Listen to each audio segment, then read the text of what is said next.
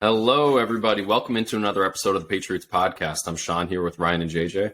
Hello. What's up? I'm expecting a very happy James this weekend this episode because we have hired an offensive coordinator who has actually called plays before in his life. Yep. Very happy. Bill O'Brien coming over from Alabama. Mm-hmm. Belichick poaching off his good friend Nick Saban's coaching staff down there. I would assume that you were pleased with this. Super pumped. I was pumped that it's not only done, it was done quickly. He is now technically in the building and, is able to start with the off-season stuff. He can be involved in other coaching hires. He was obviously just at the college level in Alabama. He probably knows a lot of people, a lot of guys coming out that he likes. Offensive talent that he would want to draft, stuff like that. So I'm just happy he was brought in quickly. There was no messing around, and now he can definitely be ingrained in that process as opposed to let's bring him in 4 months like the Patriots. Usually the Patriots, Bill, whoever drags their feet.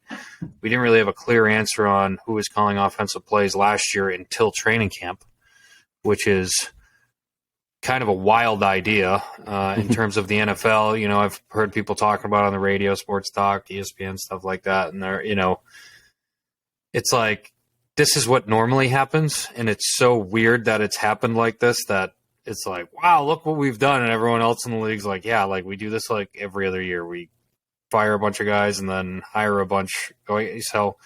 And it sounds like Matt Patricia's probably out. I don't know if you guys have heard those reports, but it sounds like he might not even be back, which is fine with me. Yeah, according to the Senior Bowl coaches that were announced, they basically listed everybody but him: DeMarcus Covington, Bill O'Brien. Joe Judge wasn't on that either, so I don't know what the what's that for people going to the. It's the East-West Shrine Bowl. East-West Shrine Bowl, yeah. Right. So that's kind of a good sign. Our coaches would go to that normally? Is that our coaches are going to got go selected. outside.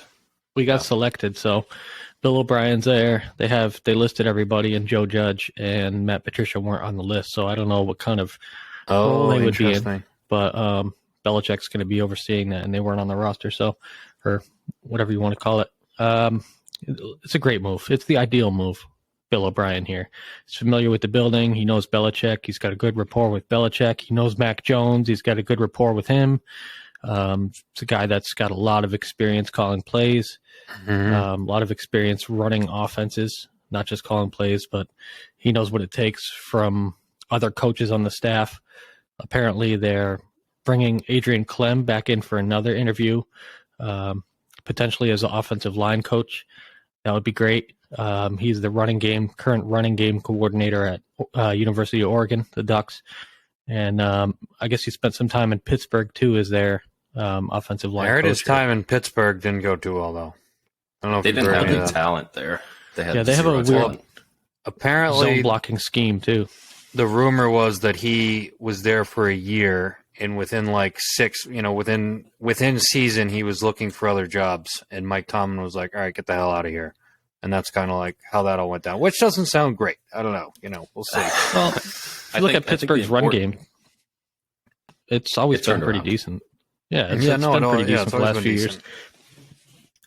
I think the important part is that they're looking to hire an actual offensive line coach. Yes. Which is there's only however many people are on a coaching staff, 10 guys, 12 guys, whatever it is. There's a couple real critical roles.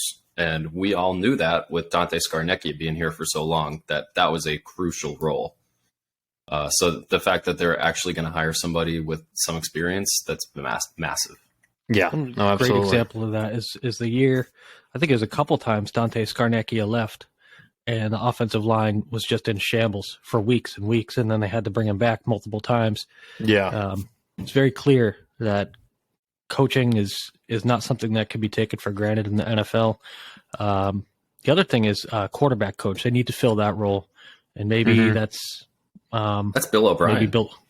Could be Bill O'Brien. Is he going to be offensive coordinator and QB coach, you think? That's what he was last time he was with the Patriots. Yeah, Josh did that for a few years too. Josh kind of was the guy. So, I mean, he could bring someone in, but it seems like it's up to him, which is nice. Whether it's him or he brings a guy in. So you figure a guy of Bill O'Brien's stature with his resume, he's probably going to have some sway in terms of filling out the offensive coaching staff the way that he sees fit. Which is great. I mean, it seems I was going to say, it just seems like he, he's going to be a huge part. It's almost like Bill, you'd expect Bill to be like, all right, you're going to take the offense. Like, I'll have some input, but like you're saying, O'Brien, he's run teams before. He's been head coach places in college, obviously with his stint with the Texans, which was a long time. He's going to have a lot of control over there, and he drafted offensive talent. He got a lot out of DeAndre Hopkins. He helped make Watson who he was. He didn't always have the greatest players over there, but they were always competitive, and he got his guys to play. He made the playoffs a lot. So I think he's going to get a lot of control in the offense, which is great. I'm happy about that. Yeah, this probably closes the door on the DeAndre Hopkins rumors, even though I'm still seeing them online. And I'm fine with that. I'm honestly fine with that. Those guys. Well, I heard that. I heard some people say that it was the owner that more than Bill O'Brien. Bill O'Brien just kind of did it, and the owner wanted to get that paycheck off his books, which is, I don't know. Who knows how it went down between the two of them. I don't really care about DeAndre Hopkins. I feel like he's good. He hasn't really played a full season in a couple 31 years, years old, I believe, at this point. He got suspended last year. Yeah, the year before that, I think he was hurt. I don't know about. I know last season he didn't play much at all last season. Right, and when he did, he didn't. What was it?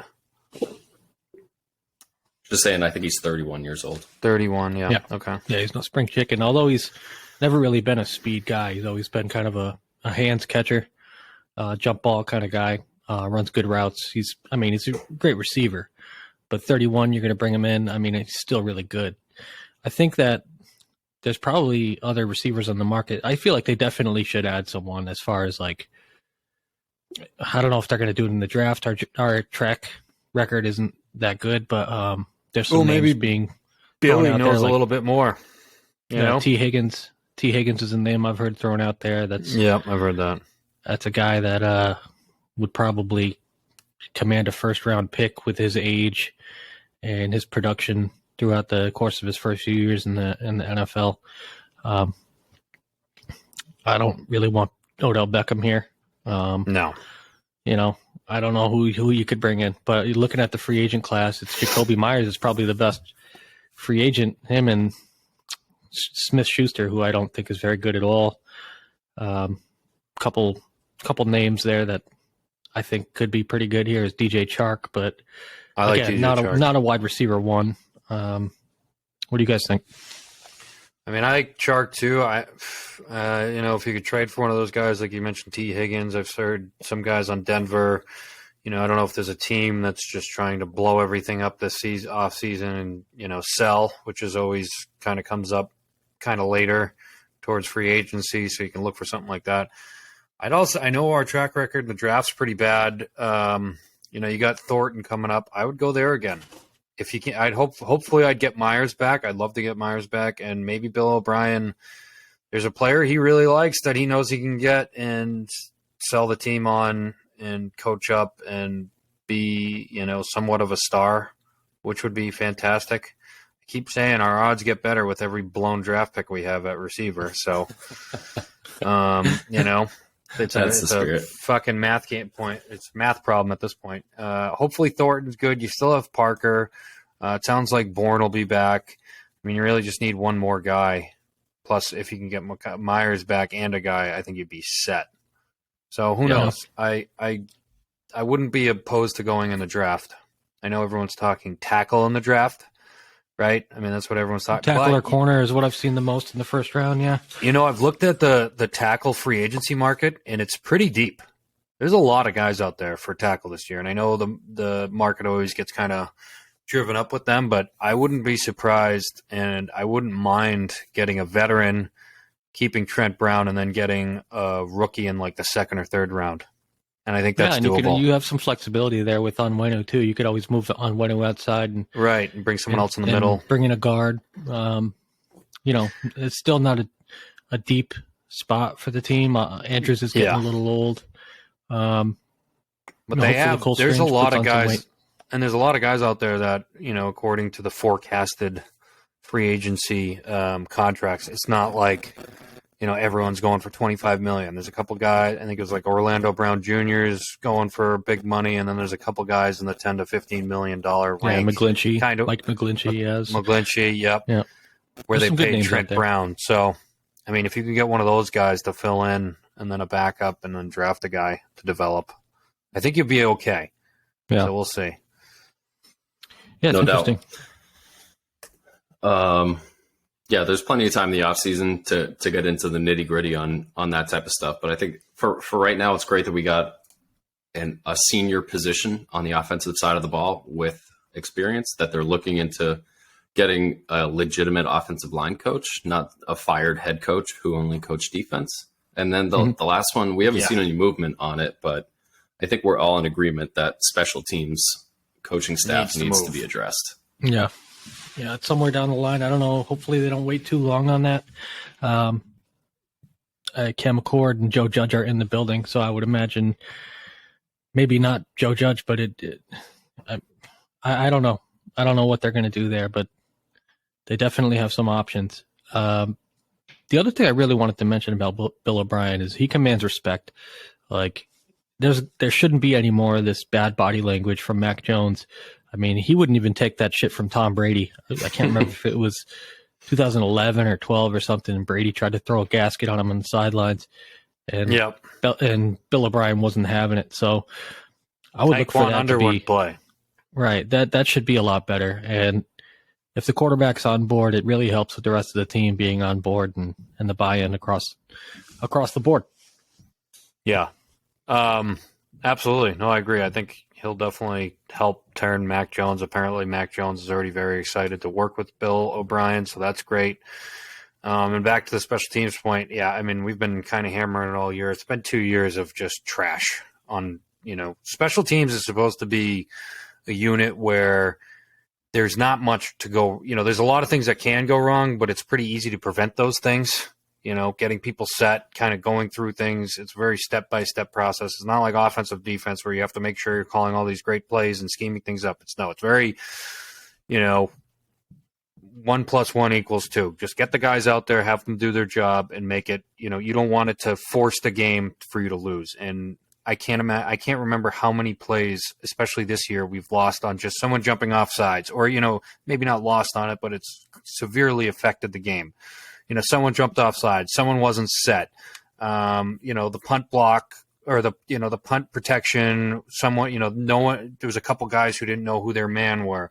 The kickoff returns, not knowing when to kick the ball out of bounds versus kicking a squib kick. It's like the amount of things they've done this year, and last year was really bad too. And it's all under Cam McCord, and on the sidelines, he always looks like he doesn't know what's going on. He's throwing his hands up like, why'd you do that? Well, clearly you aren't coaching him well, and I don't know how he still has a job. I really hope they completely reevaluate and get that dude, reassigned or out of the building, because he's done terrible. I mean, the saddest part about it is the amount of money that we've spent at special teams, it seems like, is pretty high.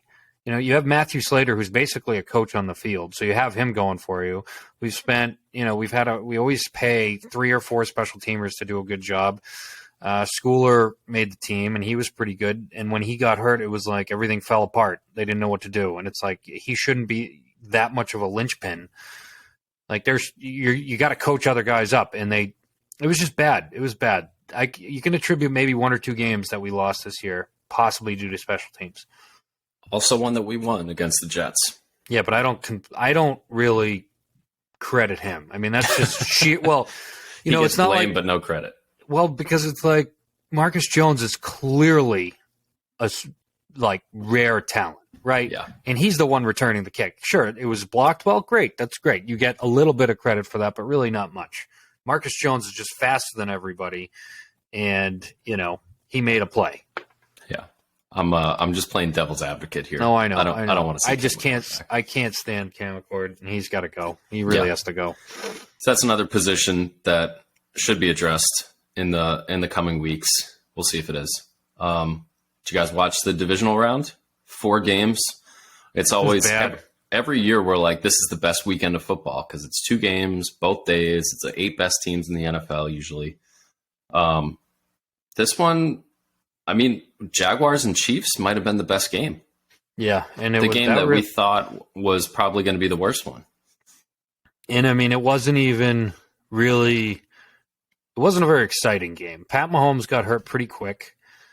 Chiefs were up. I don't remember if it was 10 or 14 points at the time. They were up. Pat Mahomes gets hurt, and a very clear ankle, bad ankle injury. The guy keeps hobbling around, and the Jaguars couldn't do anything. I mean, they couldn't beat a one-legged quarterback. Yeah, well, they gave up a touchdown drive. They gave up a touchdown drive to Chad Henne. Yep. Like and then Mahomes comes back for the second half. Yeah. I mean, I don't know. But I wasn't very impressed by the game. I looked back at the highlights, and I'm kind of impressed with the Jaguars. I just think that they're pretty good. They were getting pressure on Mahomes. Yeah. Not that he was a moving target at that point. Trevor Lawrence isn't a great talent. I mean, and then the one thing that I thought the Jaguars didn't do a very good job of was handling the blitz. Steve Spagnuolo was just dialing it up 5-6 guys at a time. Yeah. And it put Trevor Lawrence in a tough position. And not enough teams do that, no one really does that. Send them. Yeah, no one really does that. It rattles a lot of guys. It does, particularly somebody in the biggest game of his NFL career at that point. Sure.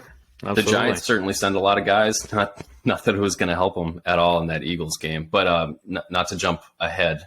I mean, Mahomes with the high ankle sprain, which has happened to him before, evidently. Yeah.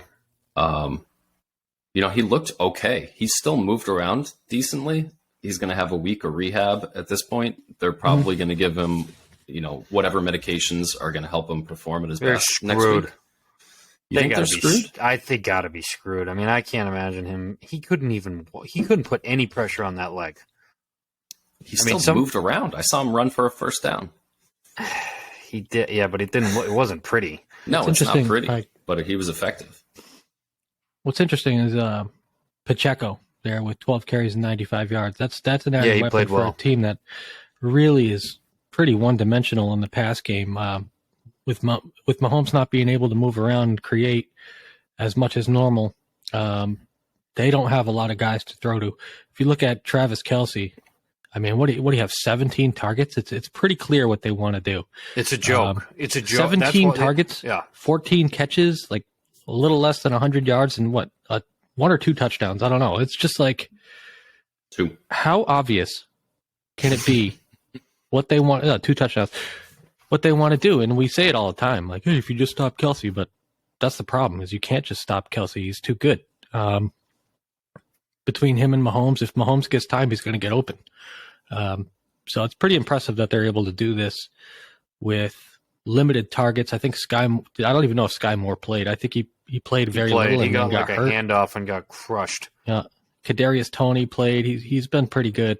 As far as just stepping in. Smith-Schuster was a non-factor. 2 targets for 2 catches and 29 yards. It's pretty impressive that they keep going to Kelce and they keep going to that well and getting something out of it. Well, the thing I don't understand about Kelce is you watch him and it's usually manned up. They're manned up on him, and I don't understand, and Sean will probably tell me, well, you can't do that every play, but double cover him literally every freaking play. I mean, I don't know, you can't do that. Why not?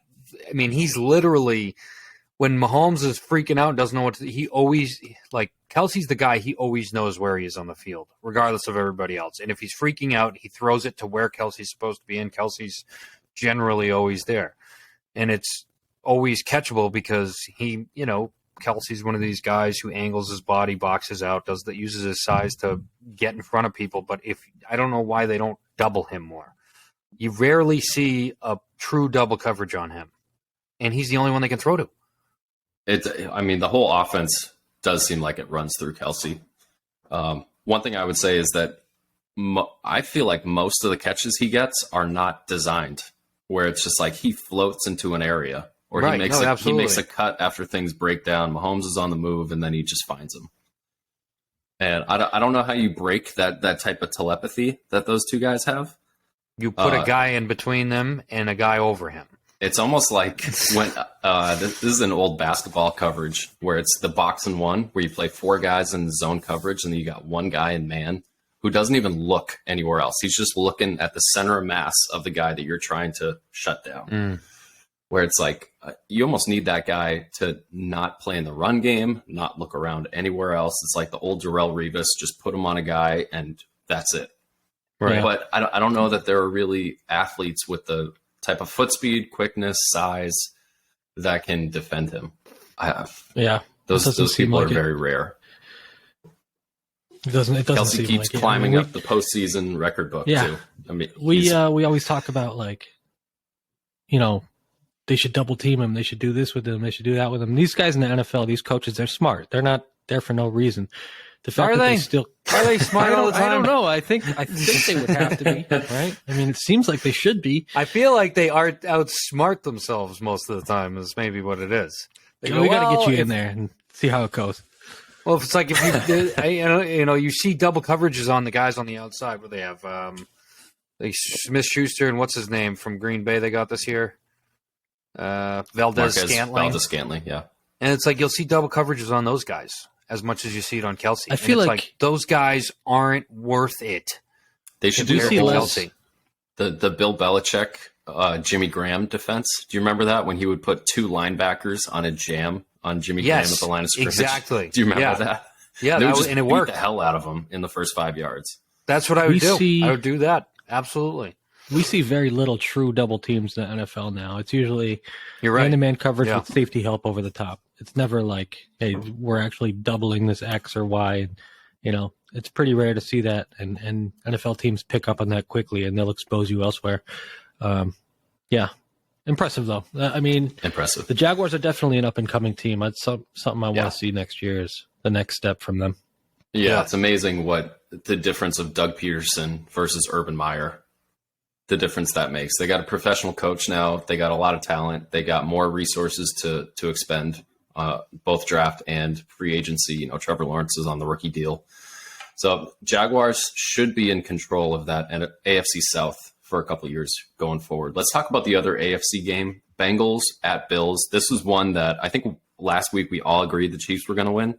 This one we were split. So both of you guys took the Bengals. I took the Bills. My brain took the Bengals. My brain took the Bengals. I hedged my bets a little bit there. But the Bengals dominated from word one in this game. In the elements, it was snowing. The Bills, both of those teams are outdoor cold weather teams by I don't know about the Bills are. I would say, wait, let me finish. By geographic location. However, the Bills don't seem to play like that. They don't run the ball. They don't, for whatever reason, and I think this is their biggest issue, their defensive line has like first and second round picks all up and down, and none of them are performing. I mean, Ed Oliver didn't do shit. I'm forgetting his name, the kid from Miami that I was really high on, Gregory Rousseau. AJ Epinesa hasn't done anything for them, and I was really high on him coming out of Iowa.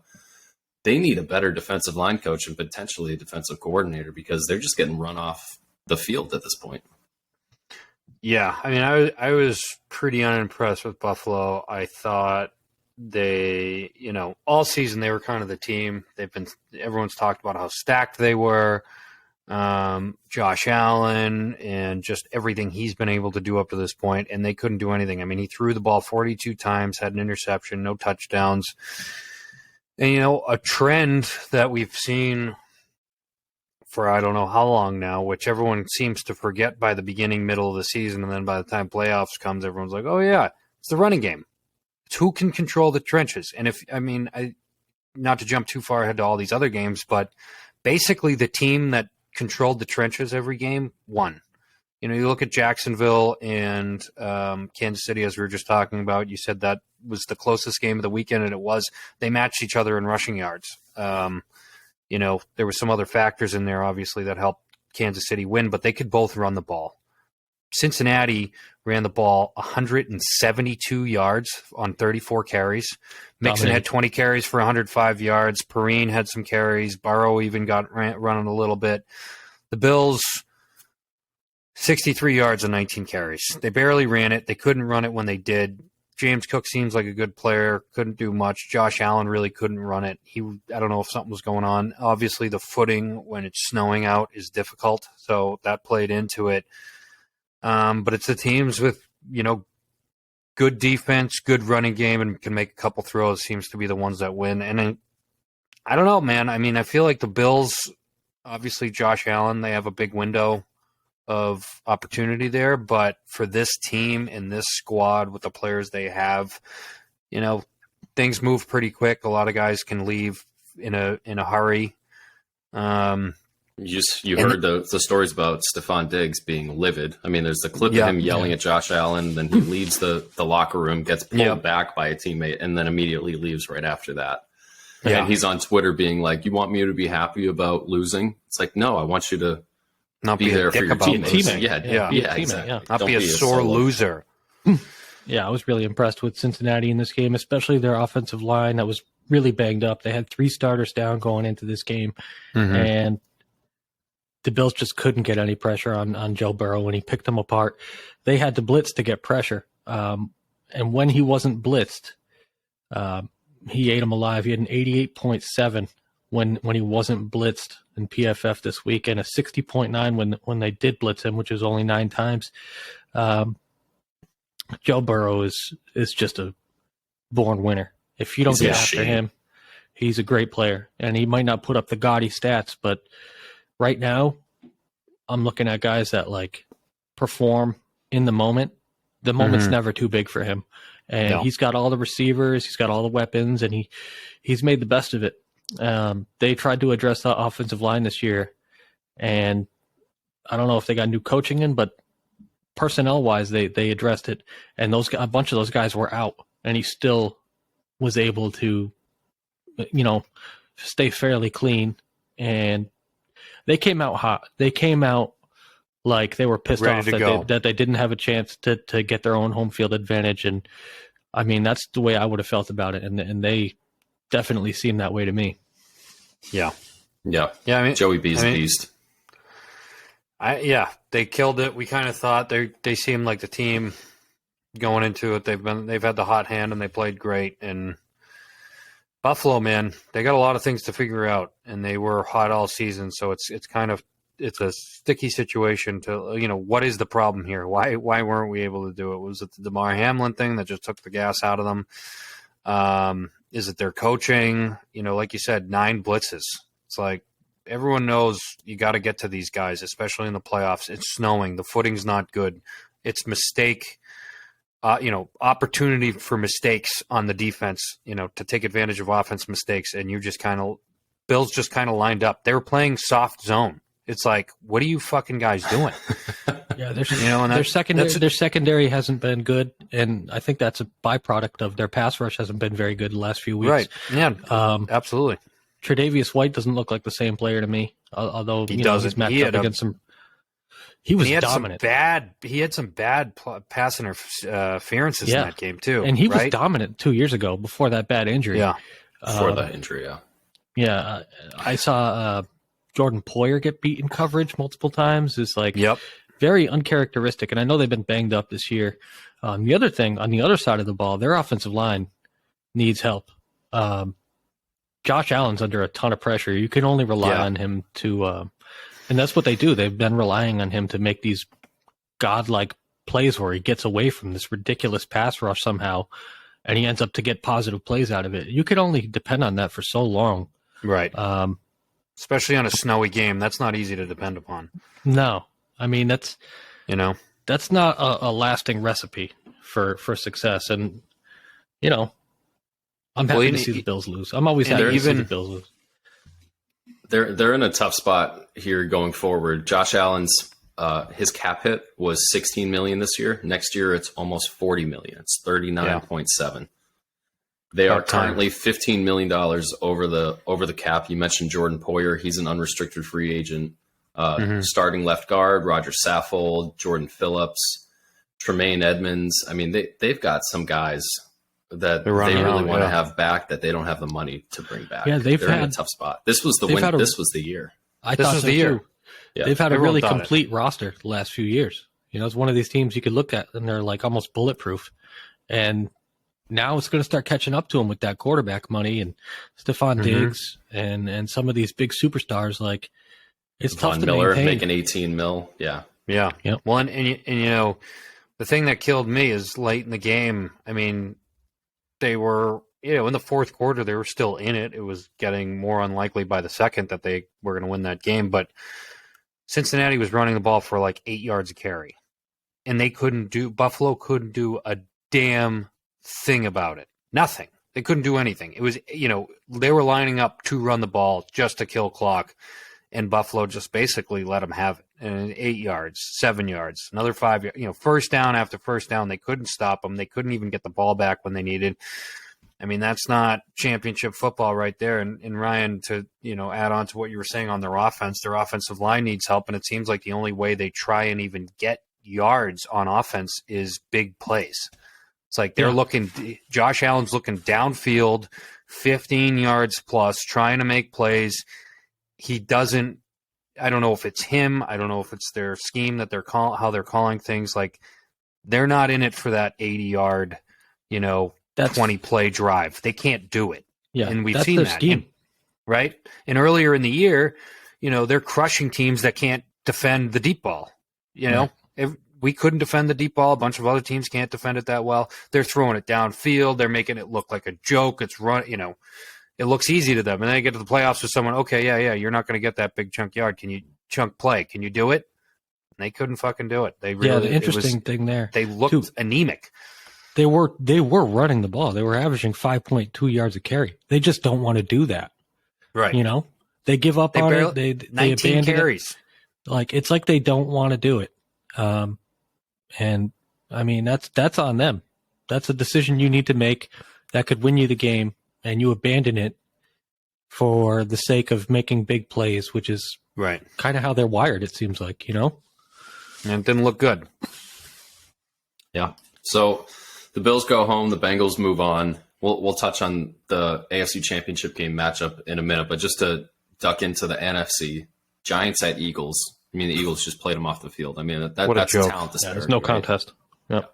It was we don't have to spend a ton of time on that, but it's very clear that the Eagles are on a totally different tier than the Giants are at this point. You know, and what I'll say about that is the Giants, obviously the Eagles played well, but it wasn't, while watching the game, like the Eagles were doing anything that was so hard to defend or so mind-blowingly different or anything. It's like the Giants sat in a soft zone and got eaten alive in the run game. And on offense, Daniel Jones looked scared. They looked uncomfortable. They didn't know where to go with the ball. People were dropping passes. They couldn't hold. It was a disaster all over the field for the Giants. I mean, that's how you get a blowout. But it was just like, how did they get here? You know, you were mentioning the week 18. They played the Eagles with their backups and almost won in a game the Eagles were trying to win. Mm-hmm. You know, it's like they had something happened. It's like all the steam was let out of them, and they were a hot team. So it was kind of weird. I don't like, what is his name, Stefanski, the coach over there? No, he's in Cleveland. No, yeah. What's their coach's name? Dable? Sirianni? No, Sirianni. With the Eagles. You don't like him celebrating with the crowd? Well, not even that. I mean, they're up, 27-0, and he's like going for 2, trying to get an offside so they get an extra yard. And then he's doing weird things, lining up and going for it when they're way up. It's like, I don't know if you're trying to get practice, but this is how you usually get someone hurt. I don't mind rubbing it in, but if you're putting people in harm's way, that's when you become Brandon Staley. Right. And that's kind of like what it looked like to me. And I was like, what is this fucking guy doing? You're up 28-0 against a team that clearly can't get a first down. It was a weird game. It was a weird game. Did you see the chains broke early in the game? Yeah. They had to tape it together. They don't have a spare fucking tape? Little chain part, little clip. I don't understand. And then Daniel Jones loses a contact and has to come out of the game. There's some weird shit. Yeah, everything was going wrong for the Giants. I think their pipes didn't work. They couldn't take a shower for like the days before because the pipes in the hotel froze or something or whatever. Bizarre. I mean, they didn't even show up though. I mean, when I'm looking at the Eagles, 6 different guys with 2 or more hurries, they just have they just have a bunch of guys that can come onto the field, have been cold, and come in and get after it. They're so deep. I don't know what they're going to do. And, it's the same thing. This is what Buffalo should be, how deep this roster is. Yeah. When some of these contracts start kicking in they're going to have to resign Jalen Hurts eventually. They're going to have to resign Devonta Smith. They got a lot of good players like that. It's going to be interesting how they maintain this deep. Brown is just there killing it. They just signed Hassan Reddick, who's been awesome. He had five pressures in this game. It's going to be interesting how they kind of manage this roster going forward the next couple of years, because it's a really good young team. Not that young. They have some guys that are older, Brandon Graham, but and their offensive line I think is a little bit older, but it's a loaded team. Mm-hmm. Yeah, they're real good, and they're going to be able to host the NFC Championship game against the 49ers, who just kind of outlasted the Cowboys. This game was, I don't know. I mean, Dak obviously throws 2 interceptions that were critical. One at the end of the first half, one in the first quarter that led directly to a field goal. And I believe the one at the end of the first half also led to a field goal. And just, you get the feeling with the Cowboys that Dak is like a good to very good quarterback, but he needs an elite roster. Oddly enough, like the 49ers roster, to they have elevate a pretty him close to the to next level. elite roster too, though. They are good. They're pretty damn good. I mean, they got a good offensive losing Tony line. Pollard was critical for them. Yeah, sure, definitely, absolutely. It made it more one-dimensional than anything. Yeah, but I don't know. I don't know if the Cowboys in their current construction are going to be able to go up a level. I don't think so. I mean, I think that proved that they, like you said, the Niners really just outlasted them. It wasn't like either team was dominating. It was really just a very meh game. Both very good defenses, and you saw that, but it wasn't like, you said there were 2 interceptions, but it was more of just not completing passes, not being able to run the ball at all. Just a lot of punts. Dak looked a little bit overwhelmed. There was no big play calls, I feel like, to get things going. It was just like, all right, we're going to do what we always do. And then Tony Pollard went down. It's like, okay, we're going to try and get the ball to CeeDee Lamb. And that's it. And that's all they tried to do. I mean, they tried to get the ball, what's his name, had a big drop. Their other receiver over there, Gallup. What is Gallup? Gallup, yeah. He had a big drop. But it was just kind of ugly, and Niners finally got ahead. I mean, it was tied, 9-9, I feel like, for a lot of the game, it seemed like. And then until the fourth quarter, yeah. Until the fourth quarter, and then, San Fran scored, and then that was that.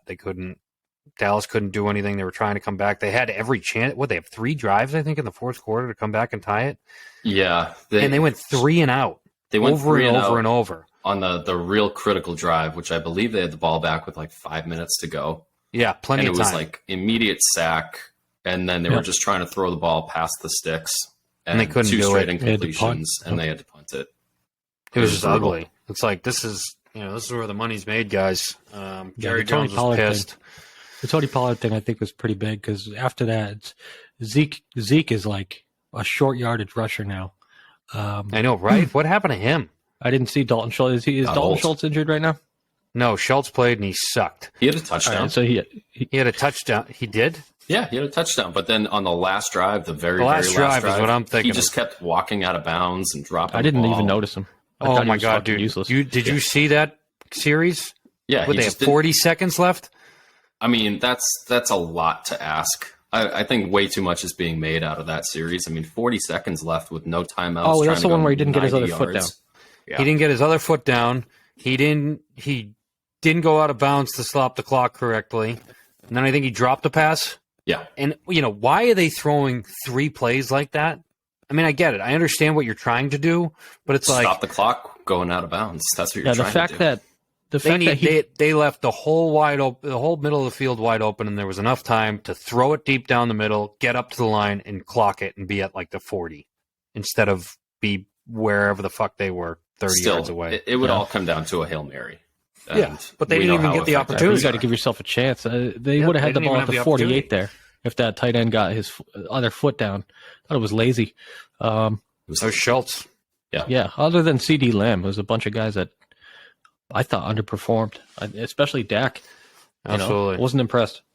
Well, and the Niners defense is insane. I mean, Frank Warner was all over the damn place as a linebacker. Fred, thank you. Well, there was a Frank Warner years ago, I think. I don't think so. Regardless, Bosa's whatever. Fun to watch too. Bosa and Parsons and Warner in this game, you were just watching three of the best defensive players in the NFL. I mean, and they were Warner all teeing off. Warner was covering CD Lamb. There was a play he was covering him once or twice, and he was there every step of the way with CD Lamb, which was like, holy shit. I like that kid. That's I like the safety they got too. Hufanga. Right? He's a playmaker, dude. He's a wild card. You never know what he's going to do. Yeah, he blitzes a lot. They blitz him a lot. And then Lenore had a big play on defense. Oregon kid. They have a great defense. Lenore, whatever the hell his name is. Yeah. Kittle played great. He had that Kittle great Kittle was awesome, man. Kittle was making faces to the camera up above him. And yeah, they have this play, and they make it so easy for Purdy, where they just do a front side play action and then hit a backside seam to George Kittle. And I'm like, that's a classic Gronkowski play. Yeah, why didn't we run that this year to Henry? Why don't we try that ever? And obviously, Kittle has more juice in his legs than either of the tight ends the Patriots have, but it's just it looks so easy. Front side play action, backside. Fuck open. They did it on the last drive of the game. They did it for a big play in the first half. They make it look easy. Kyle Shanahan makes it look easy. That's a good team, man. They're just loaded with talent between Ayuk and Samuel and Kittle and McCaffrey. It's like, and then Elijah Mitchell's no slouch. They got some really good players there. And now we get to see them travel across the country and play Philadelphia.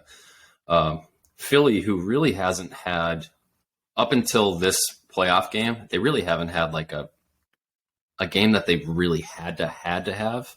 That week 18 they wanted to have to lock up the division, but Dallas was also playing like garbage at the same time. So it'll be interesting to see how the Eagles can move up a level as the stakes raise. 49ers, Brock Purdy's 7-0 as a starting quarterback. Ridiculous. He's still a rookie. Crazy. Last pick in the draft, right? Yeah, last pick. Mr. Irrelevant. So these are, I feel like from the beginning of December, we all felt like these were the two best teams in the NFC, and so it's more than fitting that they match up in the championship game.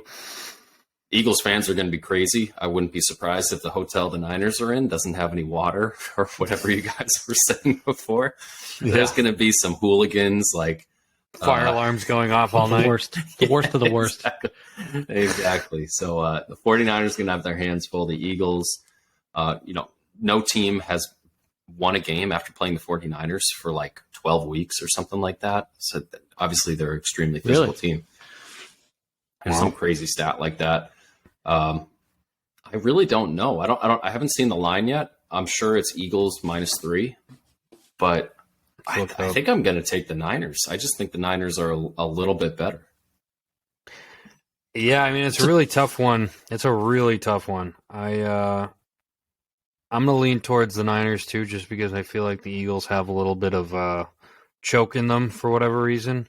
Philly's 2.5-point favorite right now, according to this website. I don't believe in Philly's coach. Like you said, they really haven't had their feet to the fire in a game where they must have, and that generally brings out a lot of stupid decisions by certain coaches if they haven't been there before or done it. And their coach, I think, has a little bit in that of him, and I hope he screws up because I don't really like his body language or how he seems to make decisions. Niners just got something, man. It seems like they're just hot and they're figuring it out, and Purdy's got something. I can't imagine they win the Super Bowl, but I can see them getting there. I can see them beating Eagles. I'll take them. I honestly don't know. It's a toss-up for me. They're both really good. It's a tough one, man. They're both really complete teams is a really interesting thing. Brock Purdy's been awesome. I keep betting against Brock Purdy, and he proves me wrong every time. I guess just knowing how Philly is, how tough it is to go into Philly, I'll take the Eagles for that sake. But This is, I think, the best game. This should be the best game we've seen from the NFC all season. Absolutely. Well, the thing is with the Niners too. For me, it's like Purdy's been playing great, but because he is a rookie, last pick, it's like he's not he's not a tall guy. He's started to get some balls batted down last week and the last couple of weeks, and it's like if they had a legit quarterback that you knew could do it, I would be all in on them. I'd think they were going to win it, but it's like he is such a big unknown. It's like, how is this guy going to keep going undefeated? Like, how is he going to keep making the plays? You know what I mean?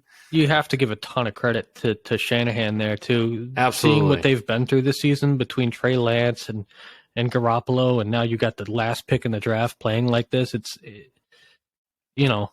Shows it's what a great coach coaching can do. job. I don't know why I haven't heard more shouts for Coach of the Year for Shanahan.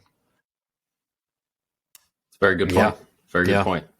So that's the early game next Sunday, the late game. Bengals and Chiefs, a rematch of last year's AFC Championship game. A lot's been made about the fact that the Bengals have won 3 consecutive games against the Chiefs, 2 of which were in the regular season last year and this year. Chiefs are coming in off of that bye week. They have a little bit more rest. However, Patrick Mahomes having that injury last week, that makes him a little bit questionable. Bengals, you mentioned before, Ryan, that their offensive line has been banged up, but they're playing with more confidence than anybody in the NFL at this point. The Bengals just feel they said so much stuff after that game where they're like, nobody believes in us. Everybody's like conspiring against us. The neutral field, like the whole thing. They made this us against the world mentality.